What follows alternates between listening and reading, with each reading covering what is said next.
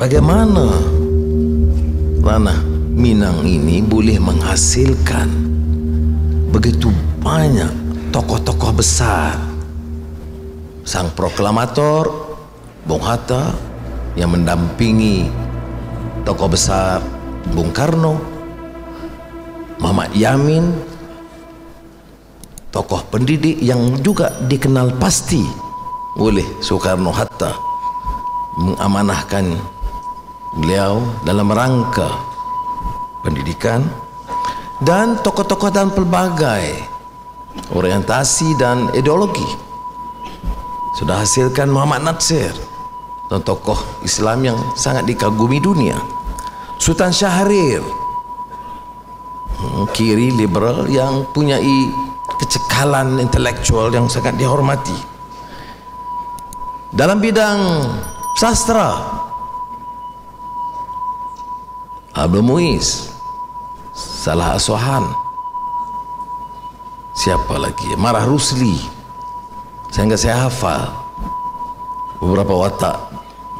Dan saya senang sekali ke Bukit Tinggi, ke beberapa nama-nama kota yang saya biasa dengan setelah mengikuti karya-karya sastra besar mereka. Hamka, satu seorang ulama ulung di rantau ini yang boleh menghasilkan tafsir bahasa Indonesia yang sangat mengesankan, tafsir Azhar.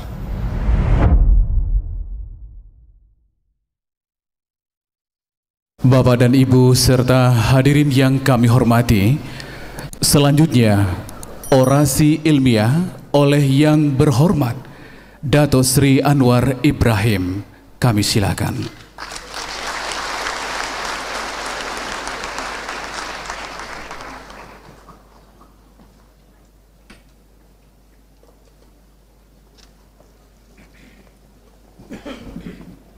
Assalamualaikum warahmatullahi wabarakatuh. Salam sejahtera. Alhamdulillah, nahmaduhu wa nusalli ala rasulihil karim wa ala alihi wa sahbihi ajma'in.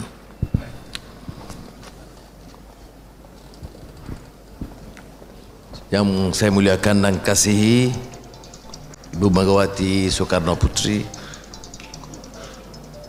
Saudara Zulkifli Hasan, Saudara Osman Sabta, Wakil Menteri Riset, sahabat saya Gubernur Irwan, Rektor Profesor Ganefri, para Rektor dan Naib Chancellor yang hadir, termasuk beberapa universiti di Malaysia, Ketua Sekretariat dan anggota Senat, tetamu kehormat, dan anak-anak yang dikasihi sekalian. Syukur Alhamdulillah, selawat dan salam ke atas junjungan besar.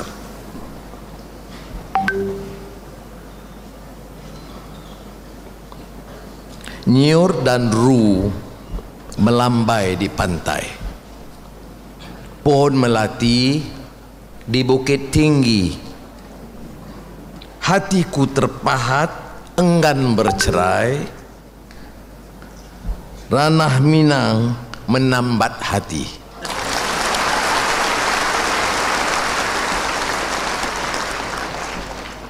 Ini ranah Minang ini negeri budaya.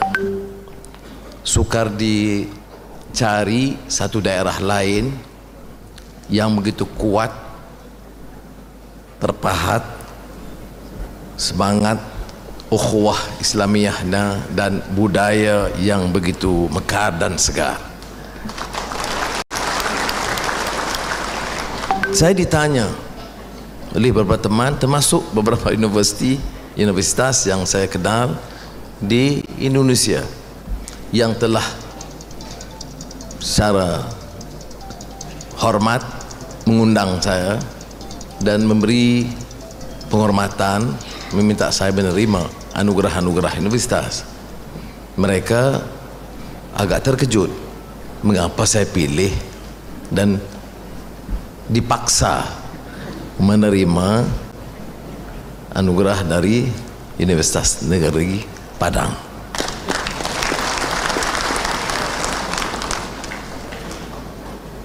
Ya, sebabnya banyak, kerana teman-teman saya ramai dari Padang.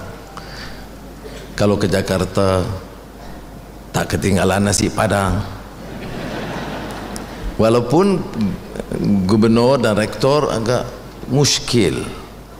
Mengapa saya sudah berkunjung hampir semua daerah di Indonesia, dari Jakarta, Madiun, Blitar, untuk mengkagumi Bung Karno, sampai ke ujung Pandang, tetapi ranah Minang terlepas pandang. Tapi rupa-rupanya walaupun terlambat, ia paling memikat. Jadi kepada pihak universitas dan Saudara Fahmi dan teman-teman, saya dengan segala rendah diri menerima baik anugerah ini sebagai tanda persahabatan yang insya Allah akan berkekalan. Kebetulan dari wali kota Bukit Tinggi semalam, sudah Irwan Gubernur,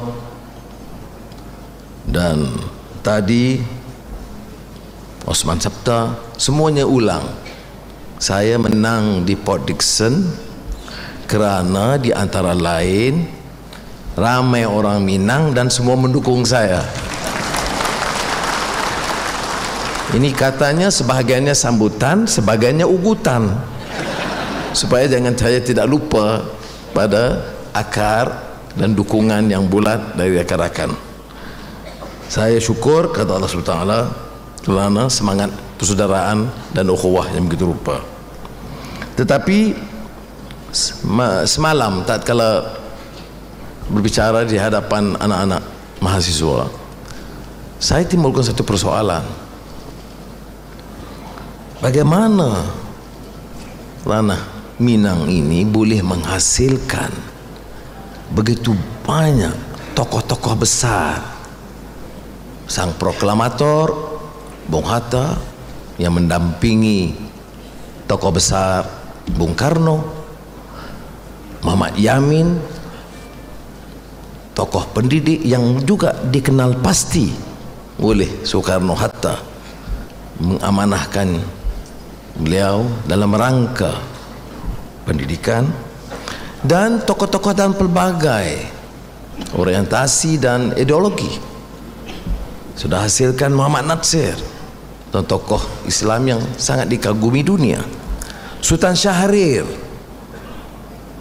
kiri liberal yang punyai kecekalan intelektual yang sangat dihormati.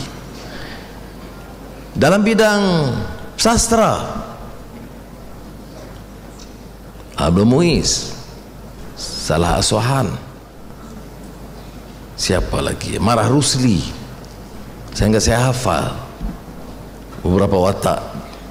Dan saya senang sekali ke Bukit Tinggi, ke beberapa nama-nama kota yang saya biasa dengan setelah mengikuti karya-karya sastra besar mereka. Hamka, seorang ulama ulung di rantau ini, yang boleh menghasilkan tafsir bahasa Indonesia yang sangat mengesankan, tafsir Azhar, dan novel-novel Tenggelamnya Kapal Benedict, Merantau ke Delhi, dan lain-lain.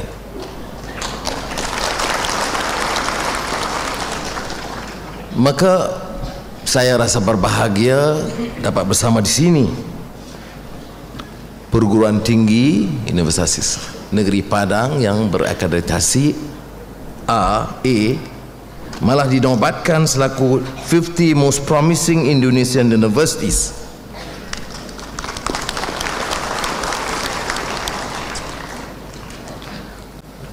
Saudara-saudari, kita ini dalam bicarakan soal etika politik harus ingat kita dilahirkan sebagai manusia yang diangkat derajatnya, karamah insaniyahnya.